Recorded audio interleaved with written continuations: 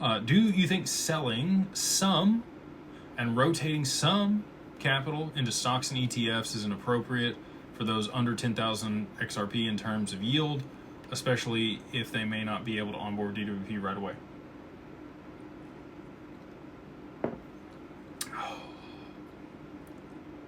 Well, let's play it out. 10,000 XRP.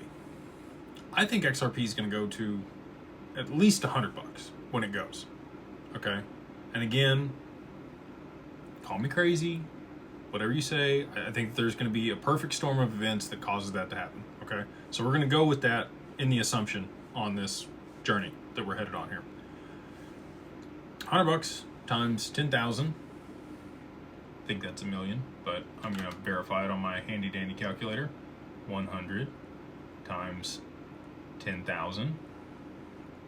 $1 million. Okay. You would qualify. You'd be a client. Even at $100 XRP. At $1,000 XRP, you have $10 million. You would qualify. You would be a client.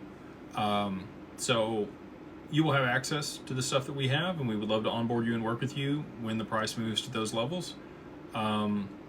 We have access to be able to provide stocks and ETFs and bonds and pretty much all the other financial products that you would expect from a financial advisor. Many people move their total portfolio over to us to be able to manage the whole thing under one roof.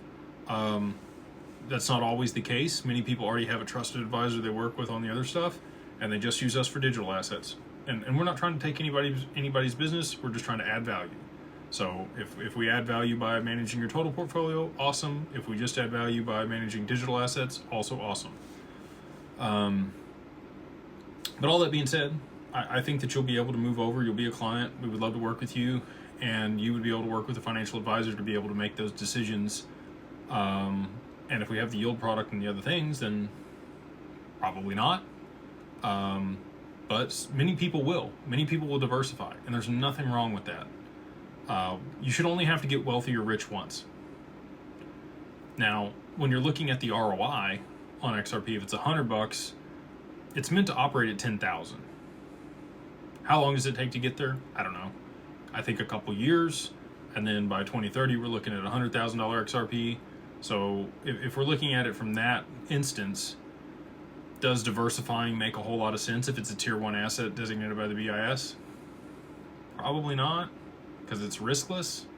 So why would you sell it to move into something that was riskier, like a stock? But again, I'm not a financial advisor.